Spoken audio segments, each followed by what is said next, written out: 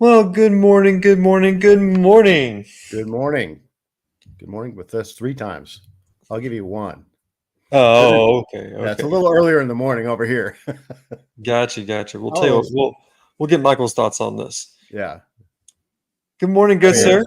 I'm here. All right. Party. Michael, I have a very important question to ask you. Uh-oh. How many good mornings is allowed for a morning? Like 3, 4, 5? How many times are you allowed to say good morning? To one person or in general? Sure. Throughout your day? At one moment in the morning. Here, I'm doing what Jesus does. I'm answering a question with a question. With a question. You're letting that beard go to your head. Hmm. Oh, there he goes again, Ben. Well, every time I mention his beard, Michael goes into his. I don't know that there's an upper limit on good mornings. I think 3 is okay, but that was too much for Joel just now. So Well, just Oh. because Ben doesn't realize it's much earlier in the morning here than it is there. True. Some of us aren't chipper morning people. So, And we also live in California, so the word good could kind of rub us the wrong yeah, way. Oh, true. Yeah. Like the phrase "Merry Christmas." That's banned in California, right? that's true. True. How good could your morning possibly be Really? living under this totalitarian regime? Exactly. Don't Well, you dare say better- good morning. Better and Don't better dare every say good day. morning. I usually about this? say oppressed morning or bleak morning to you, Michael. Bleak morning. Happy reparation morning. That's right. All right. So, how about that House committee hearing against the former director of the Secret Service? Boy, howdy.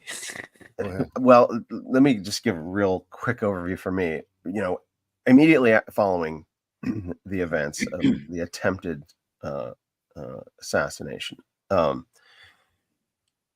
couple of the talking heads that I respect, like Tucker Carlson in particular, immediately in his assessment of things, he said, "Well, obviously she has to resign. And so, going to any news article about her, she's refusing to resign. It's like, well, it's kind of like, with Afghanistan, nobody resigned. Nobody. I'm like, oh wow, they're really ossified in their their power grabs but lo and behold, we have a Republican-run House, and that things are getting so bad that lo and behold, she resigned. So, I mean, not that her replacement's going to be any better, but as you're saying, as we holding leadership accountable, there's some glimmers of hope, even before Trump wins, right? I like this quote that Chloe just posted. This is one of the things that I've been kind of not really angry, but just kind of pessimistic on. Like every time I see a committee, every time I see people in Congress hold people accountable, it's like, okay, cool. I can watch these clips all day of this congressman owning this person, whatever, but that person still has a job. They are still there. So where's the accountability? So going into this, I was like, okay, they'll probably do a show, but she'll still be there. However, two things stood out to me.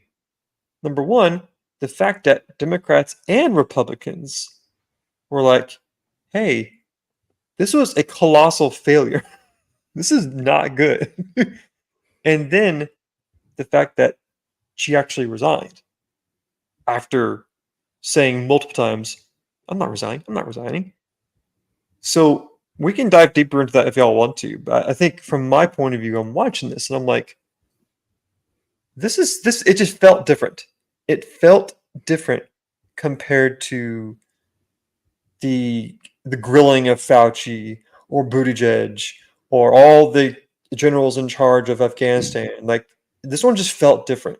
I want to get your thoughts on that first before we move on. Yeah. Well, I was thinking, and people have made the comment on this, it was personal to those members of Congress.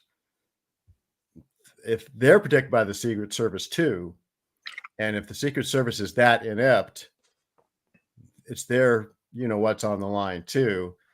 And they said that a couple times. Is no, none of us feel safe with you clowns, you know, guarding us.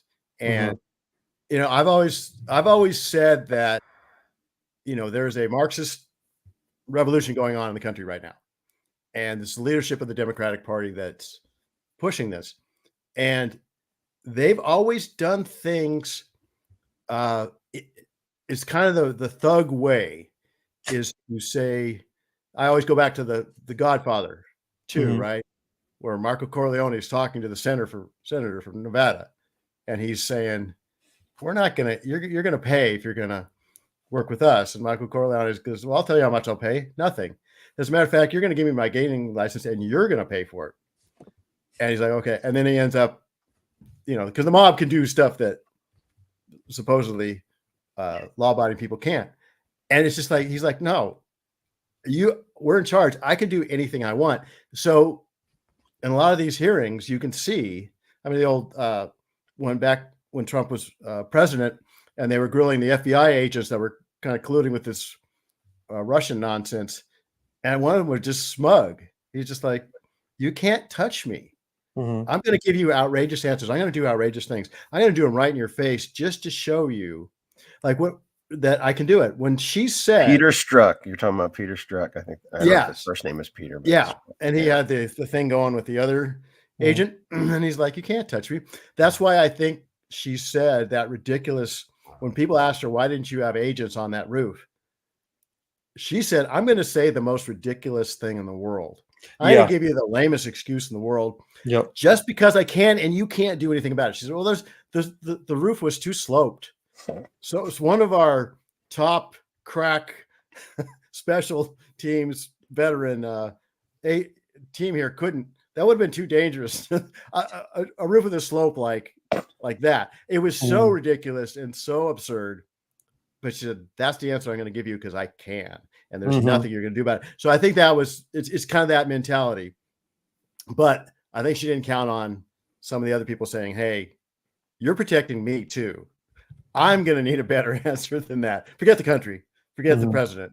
You know what's on the line now." So I think that was it, or at least part of it.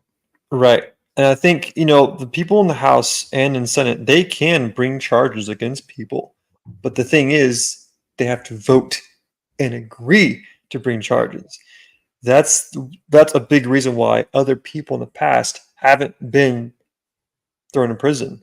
But like you mentioned, the fact that this deals with personal security, which shouldn't be biased at all, the fact that all of a sudden came into question, then everyone was like, "Oh no, yeah, sure, we'll definitely bring charges against her." And I think once she realized that, she was like, "Okay, I need to step down. I need to get out of here."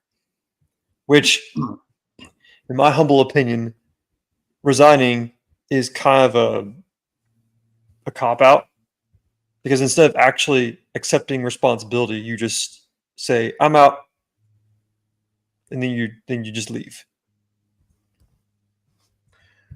Well, also, her buddy in the White House is gone. Well, not gone. Like apparently, she was one of the cohorts of Jill Biden. Doctor Jill Biden. Right. That she like. That's how she got her job, right? And apparently, she's not happy with what happened. Yeah, well, Jill's been. It's like she's done, right? And I heard somebody yesterday saying this. It was on I think it was Tim Pool. I forget who the guest was, but he was pointing something out that see if I can remember exactly. He said, Kamala,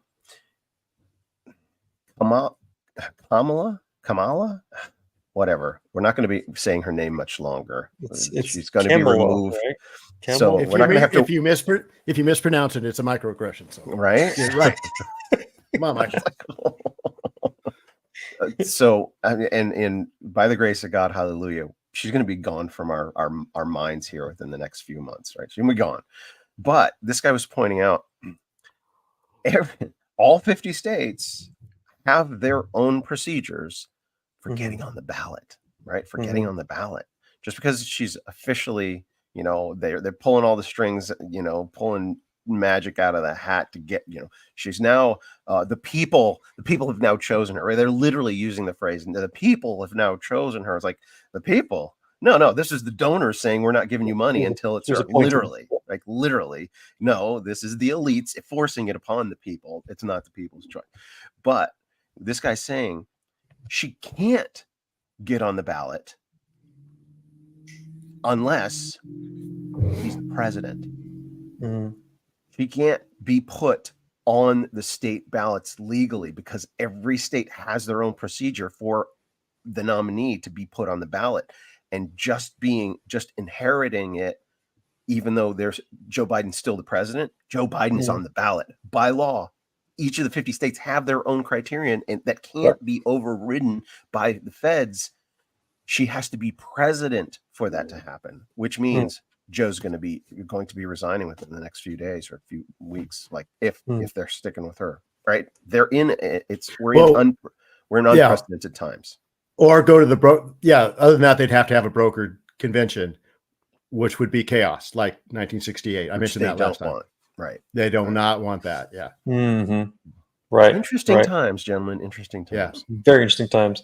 Well, and obviously, but like we talked about last time, if there is any doubt in anyone's mind, I mean, God's clearly in charge. God's clearly ensuring His will reigns supreme, without question.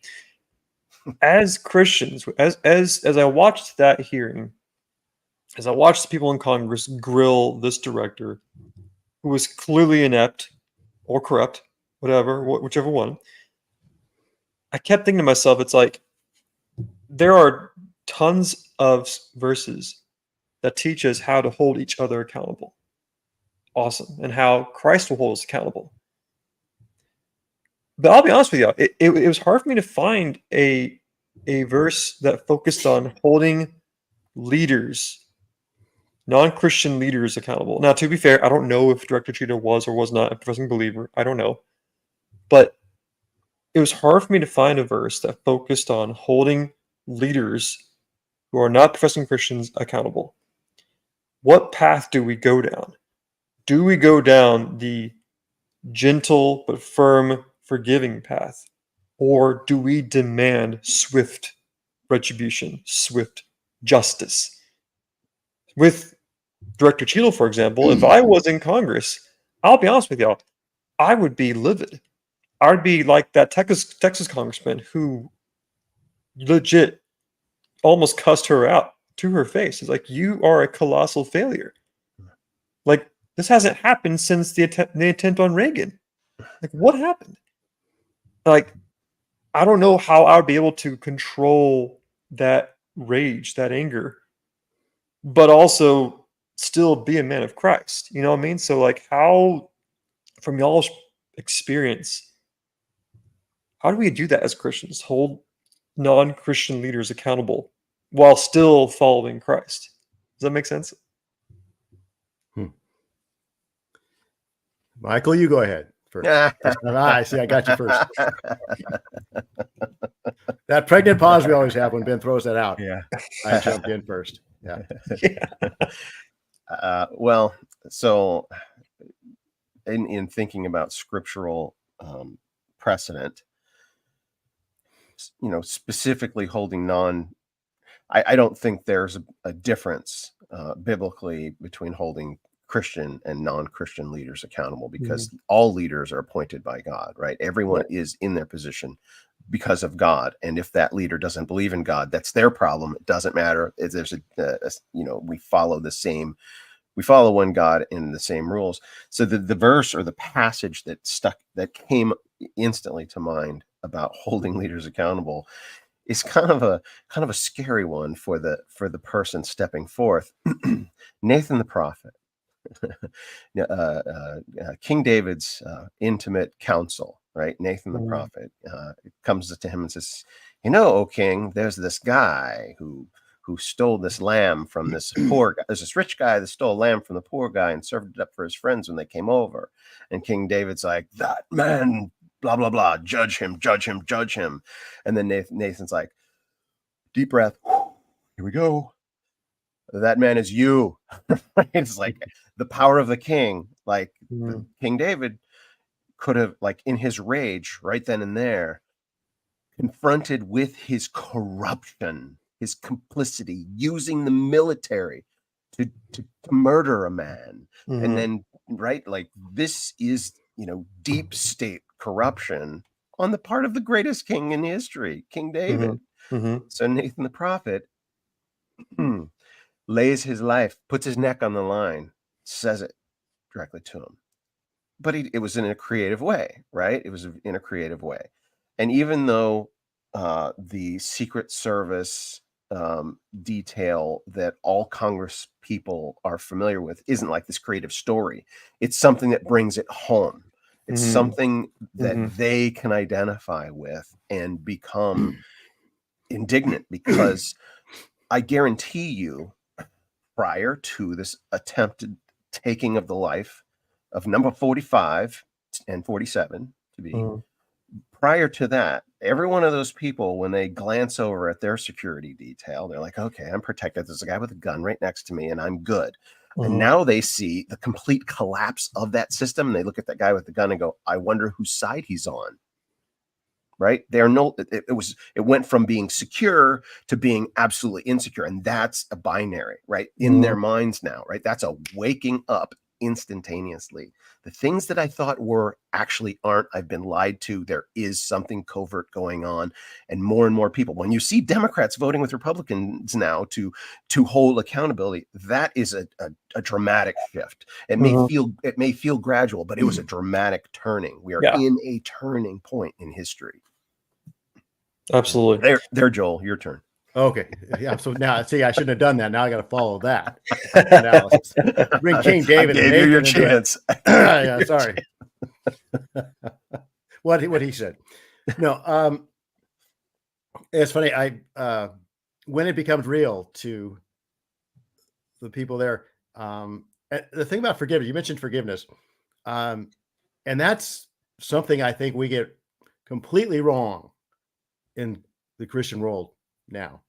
Um, I keep hearing sermons on forgiveness. There's a sermon going around out there on forgiveness where it starts with you on the freeway and somebody cuts you off, which at least in California, because that's a daily thing for us, right? People cutting us off on the freeway is like something everyone, and the pastor's like, I was driving down the freeway and a guy cut me off and I was so mad and I thought, oh, I'm going to get it. And then I moved on. And I realized I need to forgive them. And I'm like, I'm sorry. That is not forgiveness. That is That person not. did not sin against you. I know people. One of my best friends died a couple years ago, and 20 years ago, her husband left her for her sister because they were both alcoholics, and they've that she has dealt with a massive load of forgiveness her entire life. Another friend of mine, Jeff Allen, a comedian, works with guys, and he's on stuff like this. He says, "I work with guys who's lost their lives to their pastor or their wives to their pastor. Who had a pastor had an affair with his wife. Don't give me a forgiveness of, forgiveness is a deep, deep thing for someone who was harmed and really sinned against you personally. And it's a very complicated thing dealing with asking, our salvation, the forgiveness that Christ offers us is a very, very deep thing. And our sin against him was very, very deep. So anyway, not to get all on with forgiveness, but I want to clear that forgiveness against us, or for sinning against us personally, is where forgiveness comes in. And Christians will always tell you when other Christians are involved in politics or whatever, oh, you're just, you got to learn to give up your rights, or, you're just fighting, because you want to be right or for your best interest. Say, with something like gun control or something like that. Well, you're just worried about your own life. No, I'm worried about your life. Mhm. I'm worried about not just standing up for my rights. I'm worried about your rights too. Mhm. It goes deeper than that. So I'm not concerned so much with the sin against myself. I'm concerned with the sin against my fellow Christian Mhm. or my fellow American. Mhm. So when you stand up and fight these things, there is self-interest, obviously, in your family's self-interest, but there's Sure. also the bigger picture. That's why there's people that, I don't care what happens in politics. I just want to do my own thing. Well, what happens in politics has a great bearing on doing your ability to do your own thing. Mhm. And my ability, so you won't stand up for your rights. You won't protect yourself. Will you protect me? Hmm. Oh, you think I don't have a right to stand up for myself. If I don't have a right to stand up for myself, I don't have a right to stand up for you. Mhm. And that's the deeper level that we don't get it. And that's why these things are important. That's why someone, however that went down, either through incompetence or through some type of conspiracy. Mm. Ben and I were talking earlier, that attempt on Trump's life failed one way or the other. There was a Secret Service failure one way or the other. It was either complete incompetence, a failure of that, for a bullet to actually strike a what they call a primary, right? That's a big failure. Or it's a failure that they wanted that to happen, but it failed to reach the result that they wanted, right? So either way, this is a failure. And either if that's the case, if that's how deep the corruption is, it doesn't matter if we're Democrat, Republican, Right. independent, Right.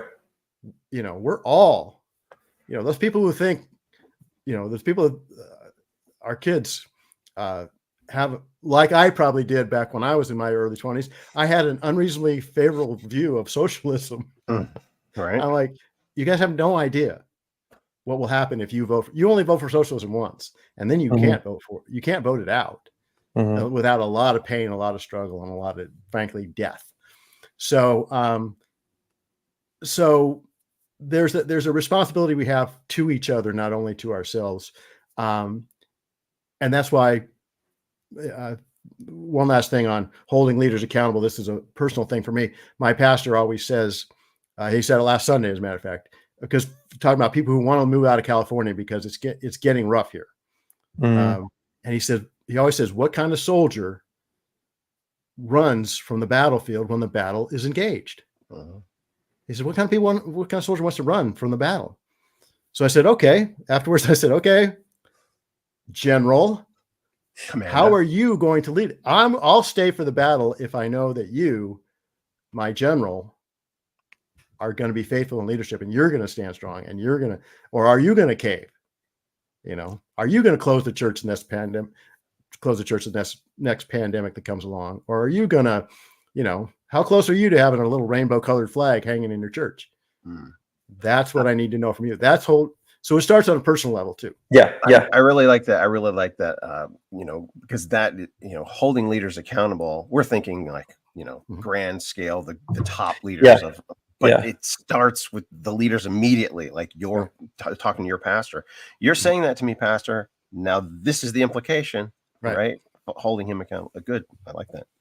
And wait, what's so sad about all that is there are so many people that want to hear the truth, that want to go to a church. They want to be in that fellowship. But when they see scandal after scandal after scandal of these wolves in sheep's clothing, it's like, well, no wonder they don't want to be a Christian. No wonder they don't want to be in the fellowship, because all they see are, sadly, these tyrants who act like they are a shepherd. They act like they are the proper leader. I know Timothy speaks of holding elders accountable, holding people accountable in your church. I know that book focuses a lot on that. But it can be hard, especially as a Christian. It's like, the right thing is to hold this person accountable. They may be close to you. And if you're, sorry to interrupt, Ben, but if you aspire to Christian leadership, that you have a special accountability. Right. And that should be the same thing in national leadership or state or whatever. And I think that's what hit home to all those Democrats. Hey, one of the things I accepted when I aspired to this leadership position, that I would be, or expect I will be protected by, I put myself in a vulnerable position to people that don't like me. And now there's going to be a lot more people that don't like me. and these people are protecting me. Now I don't think they can protect me. Uh-oh, now it just got serious, right? Yeah. So it's the same thing. If you aspire to that leadership, you know that you have that. There's more to it than just your personal power or prestige or whatever ego stroke you want, right? Yeah. In this, this subject, holding leaders accountable, and it's perfectly appropriate because every 4 years there's this moment of holding leaders accountable where they're all aware, I better at least pretend like I'm doing something that my constituents want, right? And so that's a built-in accountability structure. But listening to a couple of people talking about voting needs to be revamped. There are people voting that have no idea what's going on in our country and are just voting on feelings and, looking at a image of a person saying that person's more attractive or that person's nicer or all my friends are saying this. And like, that is not really holding people accountable, right? Letting people like that vote. And so it's like, well, what should be the criterion to vote? Having children, only people with children, or having certain net worth, people that are responsible, people that are right. It's like, how do we fix that or whatever? Originally, it was people who own land, right? Right. It was originally landowners, et cetera. And so, there's, I don't know that will ever be officially changed, but at least thinking like that, I think the answer is educating people, right? Educating people more and more. And I think that will happen in the future. But I want to point out something that, we being God's agents, right? When we obey God, we are his hand. We're doing his will. When we obey him, we are him, right? We're not him, obviously, but we are the body of Christ. And but he's in control doing things that become so clear and obvious. Like, for example, because we're going through this sequence of crazy things leading up to an election, right? A president, like, there's just unprecedented things happening, an assassination attempt, the Democrat Party abandoning their man, right? After 3.5 years, them completely subverting democracy that they say they're trying to protect, right? Democracy is at threat. He's a threat to democracy, but forget democracy. We're going to appoint the replacement, right? So all of these unprecedented things happening. God orchestrated Joe Biden's demise at this time, right? Right at this time. Like, this is all clearly orchestrated. People are feeling, well, this feels scripted. I'm like, yeah, it is scripted, not by the people involved, but by the guy who's in control, God. And I want to point out in the past, in 2020, Ruth Bader Ginsburg dying 2 months before that presidential election, so that Donald Trump would have a third appointment on the court. The long-term fixing of our problems is in the Supreme Court, right? The Supreme Court is the long-term fixes. And God's like, I'm going to take her out now too, right? It's like so hilarious that all of these people are pro, woman leader. She's an icon, the most influential female, yet she doesn't resign because she thinks Hillary Clinton's going to be able to replace her, right? That when Hillary's going to be president, and it'll be a woman president that replaces my seat. And then Trump comes in and she has to try and live 4 more years so that possibly another Democrat can replace her. It's just this poetic justice that, God's in control. But it's a hair-raising roller coaster ride that we're on. Well, freedom is by nature violent. It's chaotic. And as we go through these next few months, it's going to be insane. And I'm here for it. I am all for it. But to keep us aligned properly, at the end of the day, we thankfully have a king. We have a true single leader that is perfect in every way. My heart goes out to people who don't have that, but we can take heart knowing that our leader is holding us accountable every day, and our king is perfect. So on that note, Patriots, time's up. Good note. Good note. Love you guys. All right, guys. Y'all take care. Bye, everybody. Bye.